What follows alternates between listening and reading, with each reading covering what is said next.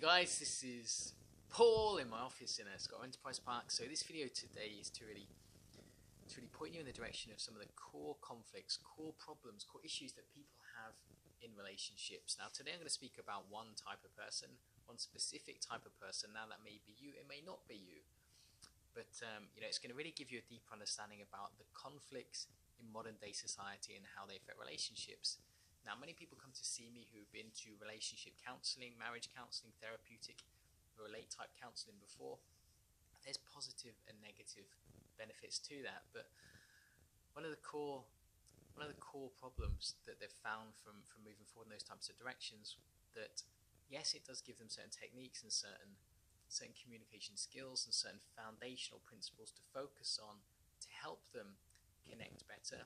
But what happens is, what tends to happen from the clients I've spoke to, is that they always get back into the same trap. So they always get back into the same conflicts over a period of time. Now my focus, as you well know, my focus is helping people with the deeper issues.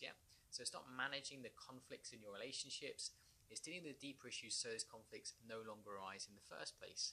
So the reactivity no longer arises, so the frustration no longer arises, so the patterns you guys are continuously getting and going up and down, up and down, up and down, simply do not happen in your life.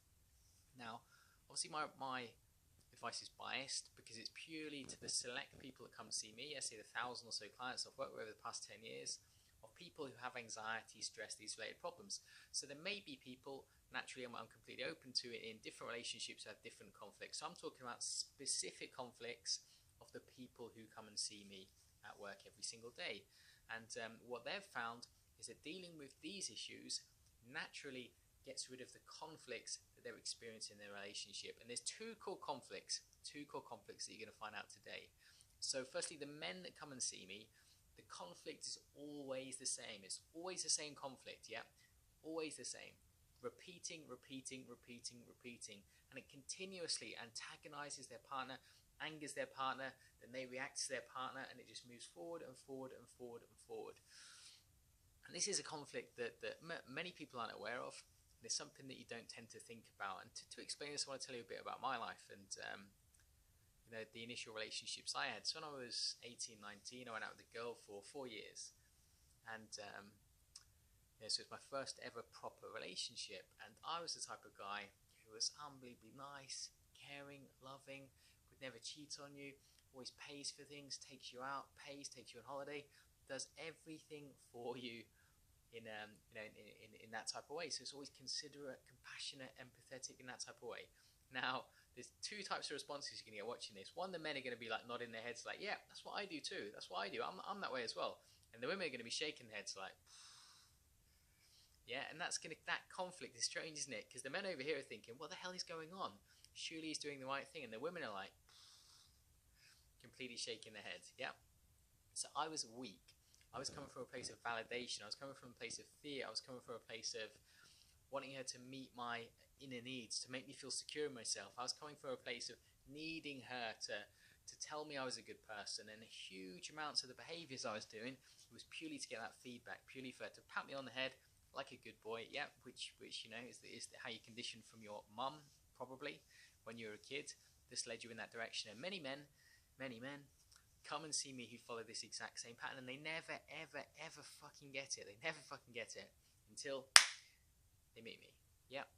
So it's frustrating, isn't it? So women's emotional needs, right? So women meeting their emotional needs in a relationship is primarily the most important thing. So it's more important than how much money you've got, more important than you doing the dishes, more important than you tidying up, more important than you doing all the things that she wants you to do, more important than anything in the relationship is you meeting her emotional needs. If you do not do this, she'll be angry, hostile, frustrated, upset, controlling, moan at you continuously, not want to have sex with you, not feel attracted to you.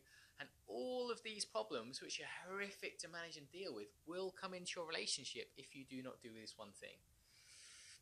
So from this standpoint, that many men walk along, which is what I did as well, it puts all the power in your partner. So it gives her all the power in the relationship. And primarily in most relationships, women do not want all the power. So giving her all the power makes you less attracted to her, and also makes it a really weird, conflicting relationship, doesn't it? Because if you're purely dependent on her validation, her telling you nice things, her, telling you that you're a good person, and you're obsessively trying to be a good boy, a nice boy, a kind boy, a loving boy, be the man that your mother trained you to be, continuously trying to do these things, then what happens is, anytime she does not like something that you do, or she feels frustrated with something you do, boom, you're going to overreact to it. You're going to feel insecure, upset, hurt, withdrawn, or you're just going to feel tense, uncomfortable in yourself.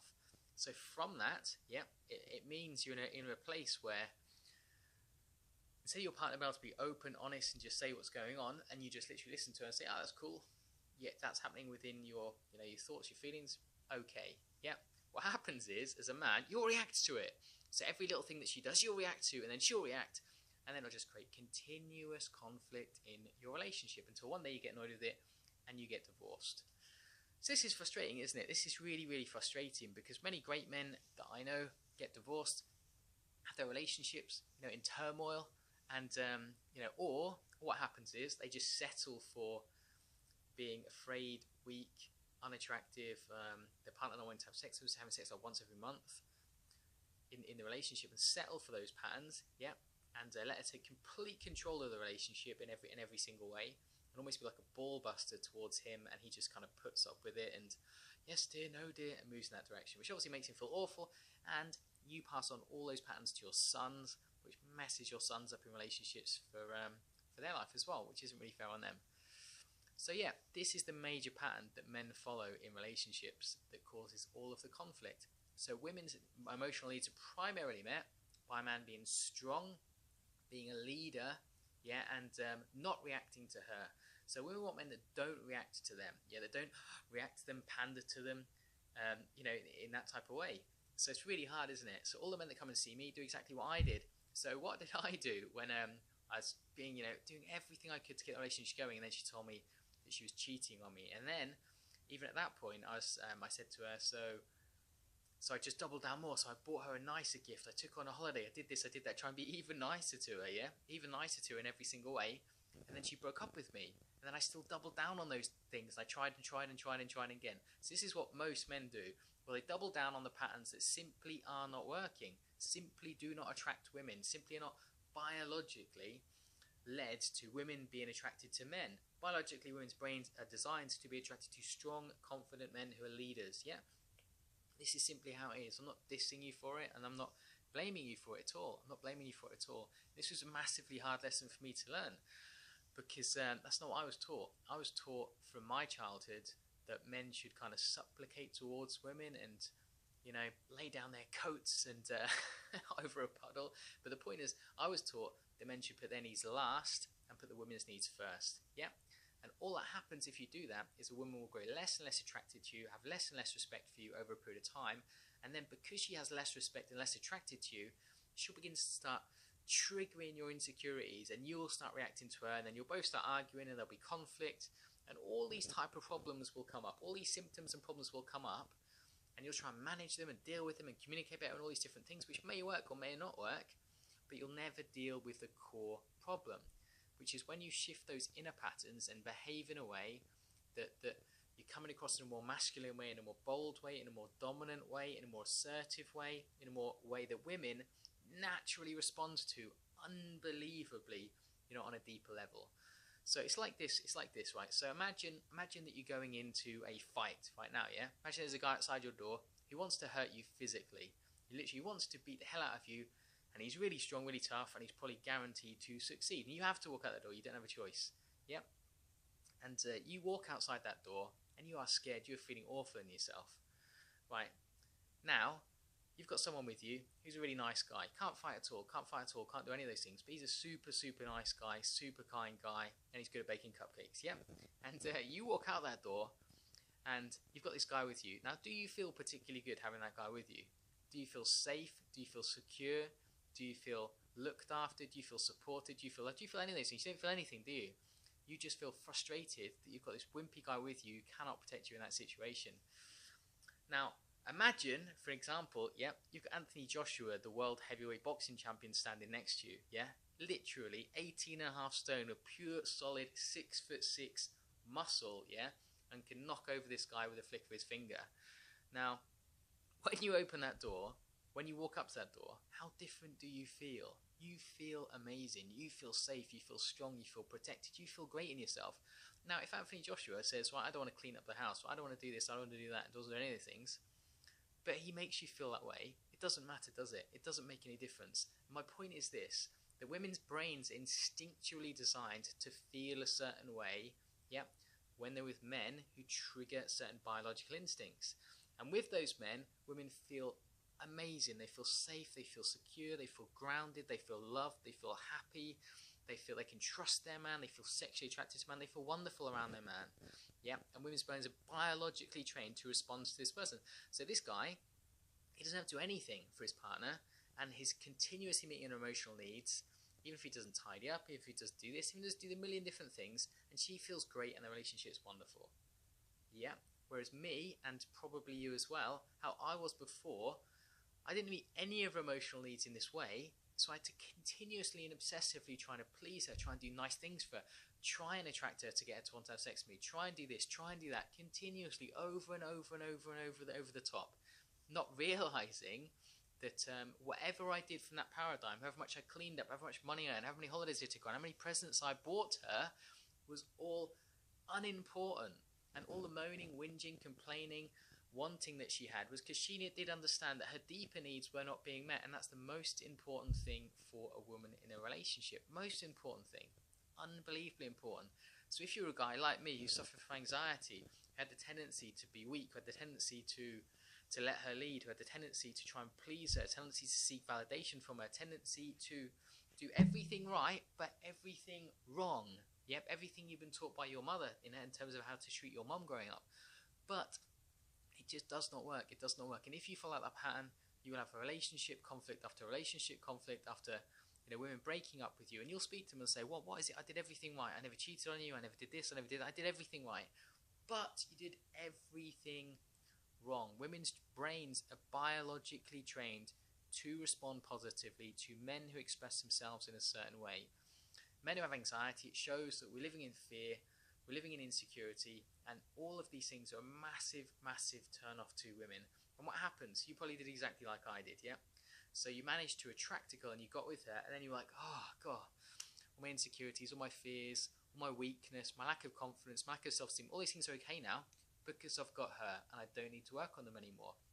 And the moment you do that, instead of moving forward, we actually go worse. We get worse and worse and worse. So our partner becomes less and less and less attracted to us over a period of time, and less respect, responds in a less positive way to us, and it just continues in that direction until conflict appears. Then conflict appears, and we're like, "Fuck all this conflict. What shall I do? What shall I do? Shall I get relationship counselling? Shall I do this? Shall I do that? Shall I do that?" And we massage the problems. Whereas if we do not change, if we do not become a person that she responds in a different way to, then the relationship is always doomed to fail. Now, there are other patterns, but this is the main pattern. I'd say 65-70% of men that come and see me. Now, this has two effects. It firstly has the effect of you get men who are just avoidant and just avoid relationships like the plague. Maybe they haven't gone on a date with a girl in a year. Maybe they don't understand even how to get on a date with a girl. Maybe they don't understand even how to attract a girl. And you get men that move in this direction. And you get secondly men who manage to get a partner, but they move in a direction where their partner feels less attracted to them, wants to have sex with them less, feels less responsive to them, and it just becomes either a relationship of conflict or a relationship where there's just passionless and two people living in a house, but they're not really in a relationship. They're just two friends living in a house together, and that's the effect it has. There are other patterns which I'll speak about at a different time, but this is the main one. This is the main one that maybe 65-70% of men that come and see me, and when guys work with me, they do exactly the same thing that I did, So they move from a place where women weren't attracted to me, women didn't, I didn't meet any of their deeper emotional needs. I continuously tried to please them, do nice things from all the while, which is incredibly tiring and exhausting, to now, where I don't have to do any of those things, but women respond to me 100 times better. So how frustrating is that? So 20 years ago, not 20 years ago, it's 18, so 15, 16 years ago, so relationships when I was in, now I had to work insanely hard, 1,000% harder than I do today, but the women, my wife, not women, I've got a multitude of them around in my lounge, a harem of women, but the woman I'm with, understanding, because I understand those things, she's infinitely happier with me just being the guy that I am than she ever would be, me obsessively trying to please her in that type of way. And if I did do that, right, so all women have the tendency to take control of the relationship. And if you do that, if you are weak, they'll take control. But the strange thing is this. They've got the tendency to take control, but they'll hate you for it if you let them take control. Conflicting, isn't it? It's challenging, it's hard, it's difficult, but that's the case. So they've got a tendency, and if you let them, they'll hate you for it on the flip side. It's really hard, isn't it? It's really hard. Cool. So to the point. So the point is this. That the men I work with, every single one of them, without any shadow of doubt, when they deal with these deeper issues, when they deal with these resistances, they become a man where all these conflicts in their relationships naturally disappear, because the woman's emotional needs are actually met on the deeper level. And as a man, the need is no longer there then. Because you're no longer defensive, the need is no longer there to react to your partner. And because you don't react to your partner, arguments don't continuously pop up. I always say to people, when you're in a place of strength, you never need, I know it's a bit sexist to say, but you don't need to argue with women anymore. You don't need to argue with your partner, because your insecurities are never triggered. You're never triggered in a way that you feel defensive and that you have to argue in that type of way. And yes, obviously it happens at times, but it's not a frequent thing, it's not a recurring thing, it's just a mistake rather than the norm and rather than the rule. This video has gone on far too long than it should have, But yeah, if you're a guy that's thinking of relationship counselling or tribe marriage counselling and try these types of things, they just simply haven't worked for you, my perspective is take an empowering approach towards relationships. It only takes one person to have a happy relationship. It takes one person to make a happy relationship. Be that person, yeah? Understand your wife's deeper emotional needs. The stronger, the happier, the more confident, the more you eradicate the insecurities of rational fear that you have, you'll become a person where all the superfluous things you have to obsessively do to try and meet her needs on a day-to-day basis, you don't even have to do anymore, and she'll be much, much happier. Therefore, your relationships can be infinitely easier for the next 50, 60 years, which is a long period of time, isn't it? Rather than a massively high-maintenance relationship, which just isn't supportive for anyone in any shape or form. Awesome, guys. Awesome. Hope that helps. Or it's just completely blown open your mind as to the conflicts in your relationships, and now you can be completely confused what to do. Either way, guys, hope it helps.